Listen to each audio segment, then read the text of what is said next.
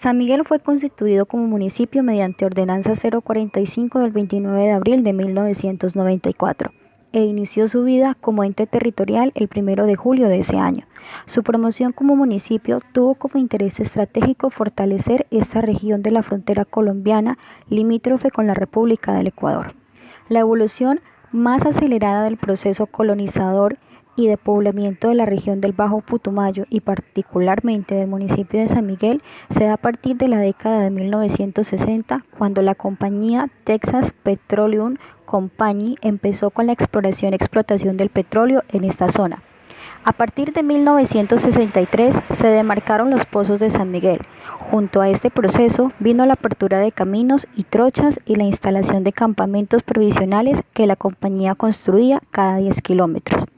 Alrededor de ellos fueron surgiendo pequeños establecimientos que con el paso del tiempo se convirtieron en los centros poblados. Posterior al proceso descrito anteriormente, se da una ola de poblamiento ocasionada principalmente por el cultivo y el proceso de la coca. La producción de base de coca, que ya existía cuando fue convertido en municipio, cambió radicalmente la dinámica económica, social y ambiental del territorio. En lo económico, centró millonarias inversiones que podían haberse orientado a consolidar una mejor economía, generó la inflación propia de los territorios en los que hay abundante flujo de dinero, encareció los insumos, los alimentos y la mano de obra, hecho que perjudicó a quienes no estaban participando en este negocio. El negocio ilegal de base de coca fue también la causa de que los grupos armados, al margen de la ley, primero los grupos paramilitares llamados combos o macetos, luego la guerrilla de las FARC y posteriormente los paramilitares de las Autodefensas Unidas de Colombia, AUC, hicieran presencia en el territorio, alterando el orden público y sometiendo a la población a múltiples violaciones de los derechos humanos y principalmente el derecho a la libertad de opinión y libre expresión, generando miles de víctimas por diferentes hechos derivados del conflicto armado e imponiendo una cultura de violencia de la cual aún quedan muchas secuelas. Y para continuar hablando de este tema de la vulneración de este derecho que es tan importante, de la libertad de expresión y libre opinión, nos encontramos reunidos hoy con la señora Isabel Ortiz, una habitante de este municipio que ha vivido y ha sido afectada directamente por la violencia que se ha vivido especialmente en los últimos 25 años. La economía en el municipio de San Miguel ha sido basada en los cultivos ilícitos y con ello todo lo que ha traído también los grupos ilegales al margen de la ley. Para darnos a conocer un poco más y para ampliar este tema de la llegada de estas personas a nuestro municipio, nos va a contar un poco acerca de esta historia exactamente del grupo al margen de la ley Guerrillas cuando recién se incrementó en el municipio de San Miguel.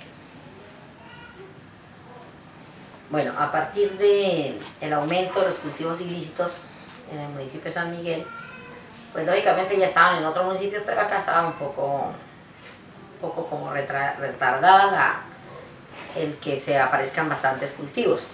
La gente comienza a llegar y con ella ya comienzan a llegar grupos ilícitos, dado de que en la parte final hacia el oriente del municipio de San Miguel se hicieron unos laboratorios grandes de proceso de coca. El señor Rodríguez Gacha era el dueño, incluso hasta vino él acá al Putumayo a esos cristalizaderos. Allí tenía un poco de gente que se les llamaron los macetos. Ellos controlaban la zona, tanto de San Miguel, que tenía en Puerto Colón el puerto de llegada, porque allí llegaba la carretera, y ellos controlaban prácticamente a la población civil. Ellos decían, aquí esto se hace o esto no se hace, y de esa manera masacraron a hartísimas personas que encontraba uno fácilmente los cadáveres por el río. Los guerrilleros llegan a cobrarles también impuesto en la zona del Combo del Azul, que llamaban. Y cuando llegaron, lo que hizo la guardia esa que había allí vigilando el laboratorio fue matarlos. Pero inmediatamente regresaron. Al regresar, lo que hicieron fue matar a todos los que pudieron matar, tanto macetos como simpatizantes, ya que ellos comúnmente, como todo grupo armado, hacen amistad con la gente. quedaron los grupos guerrilleros, pero no directamente aquí en el pueblo. Aquí no había presencia del grupo armado. De vez en cuando pasaban por todo el pueblito, la gente los miraba y se iban. Pero en el casco urbano quedaban los llamados milicianos. Ellos eran los encargados de mirar el comportamiento de la población, que se cumpla lo que ellos dijeron que había que hacer, y quien no cumple, pues el problema ellos lo solucionaban.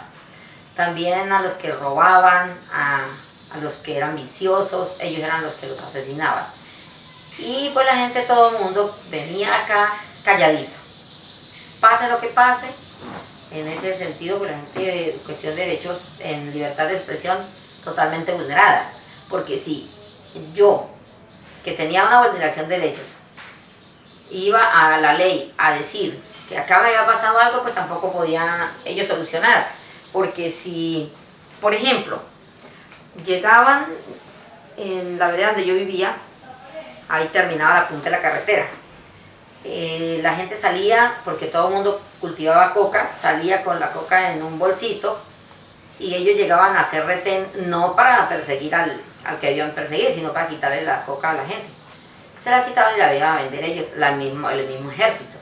Entonces ahí a quien se quejaba uno. Si uno decía algo, pues entonces el muerto también era uno, por donde quiera.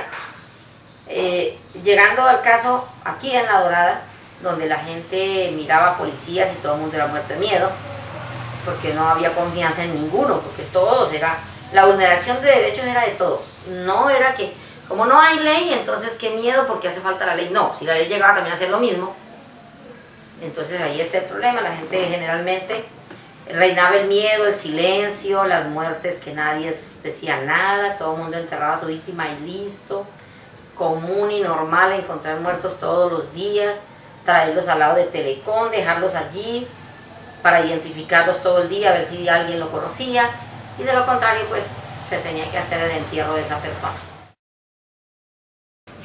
Como se habló anteriormente, el derecho de libertad de expresión y libre opinión manifestado en el artículo 3 de la Constitución Política de Colombia fue vulnerado por esos grupos al margen de la ley de las guerrillas hasta 1999.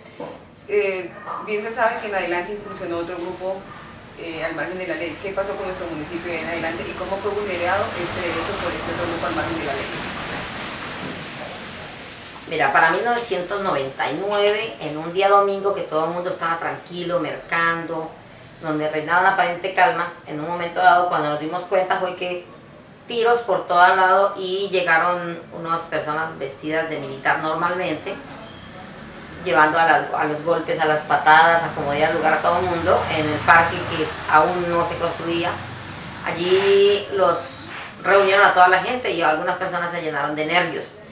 Incluso mataron jóvenes que ni siquiera tenían que ver con nada, solo trabajadores que venían buscando la forma de alimentar a su familia y de eso, y fueron masacrados. Esa vez mataron 6 personas.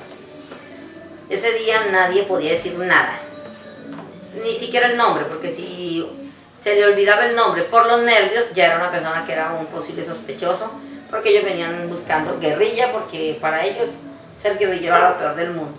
Ese domingo que todo el mundo vivió tipo 9 de la mañana a por ahí 3 de la tarde, un susto duro todo el mundo. Esos señores vinieron, hicieron la famosa reunión, que a todo el mundo lo llevaban al parque obligado, las casas quedaron vacías, negocios, todo quedó tirado, sin derecho ni siquiera a cerrar la puerta. Y ese día de tormentos, de sustos, pasó. La gente, todo el mundo quedó muerto de miedo, la mayoría de personas que no estaban aptas para aguantar estas vainas se fueron, y siguió el rumor de que algún día iban a volver, porque ya estaban haciendo presencia en otros municipios del departamento del Putumayo, y la gente ya estaba toda muerta de miedo y de preocupaciones. Llegaron tipo 2 de la mañana, golpeando puertas, pateando, trajeron carros, en los carros traían motos, bajaron esas motos, sitiaron el pueblo. Desde las 2 de la mañana no dejaron dormir a nadie, golpearon por todo lado, abrieron las puertas a como diera lugar, se llevaban la gente como estaba, no la dejaban ni vestirse. Buscaron los milicianos hubo uno que incluso yo por acá cerca de mi casa se voló. Y ese día tuvieron el resto del día la gente encerrada, la tuvieron todas al lado de la iglesia, unos en la iglesia y la mayoría metidos en el parque. Ese día dijeron, en la tarde ya dijeron, bueno, nosotros sabemos que aquí todo el mundo es auxiliador de la guerrilla, necesitamos que se vayan. Les dieron hasta el otro día a las 4 de la tarde para que desaparezcan todos los que creían tener dificultades. Mejor dicho, ser indígena, ser personita campesina normal era un delito grande, porque esas personitas las capturaban, nadie sabía nada de ellos, porque la táctica de ellos era de esconderlas. A la persona que cogían inmediatamente a un carro la tiraban al piso y se la llevaban y nadie se daba cuenta. Esa zozobra la vivimos en el 2000, el 20 de septiembre que llegaron, hasta más o menos el 2003, fueron unos años muy duros, de balaceras continuas, de muertes, incluso por balas que llegaban de por allá a la zona de combate hacia las otras partes, ni siquiera sabía uno que le iba a tocar el turno. Nosotros tenemos una anécdota o algo muy importante que contarnos la gente de La Dorada, y la muerte de don José Hurtado. Ese fue un señor que cogió en un momento dado un micrófono, reunió a la gente en el parque y les dijo, vean, no nos dejemos matar más, por favor hablemos.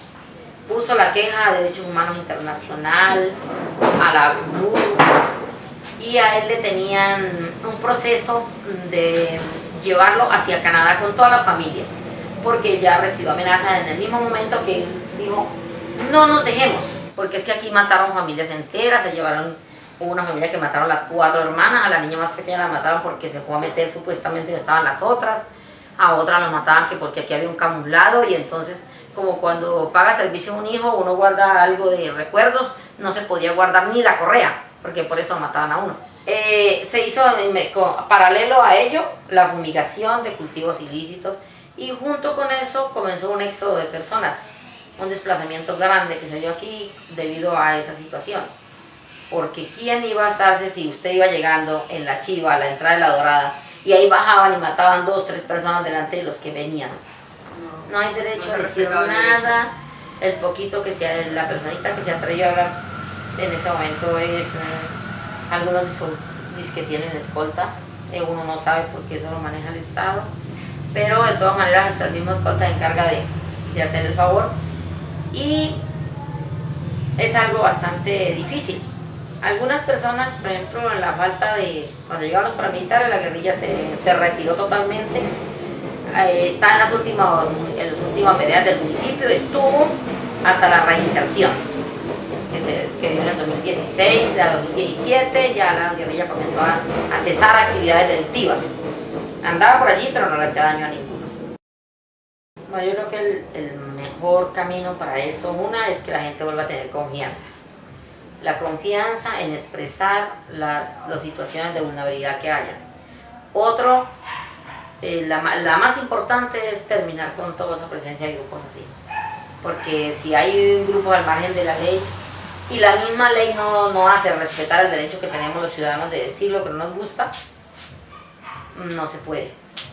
Derecho a la libertad de opinión y libre expresión. Toda persona tiene derecho a la libertad de pensamiento, de conciencia y de religión. Este derecho incluye la libertad de cambiar de religión o de creencia, así como la libertad de manifestar su religión o su creencia individual y colectivamente, tanto en público como en privado, por la enseñanza, la práctica, el culto y la observancia. Todo individuo tiene derecho a la libertad de opinión y de expresión. Este derecho incluye el de no ser molestado a causa de sus opiniones, el de investigar y recibir informaciones y opiniones y de difundirlas sin limitaciones de fronteras por cualquier medio de expresión. Artículos 18 y 19 de la Declaración Universal de los Derechos Humanos. Ahora bien, en nuestro Estado colombiano, en el artículo 13, dice que todas las personas nacen libres e iguales ante la ley, recibirán la misma protección y trato de las autoridades y gozarán de los mismos derechos, libertades y oportunidades sin ninguna discriminación por razón de sexo, raza, origen nacional o familiar, lengua, religión, opinión política o filosófica. El derecho a la libertad de opinión y libre expresión.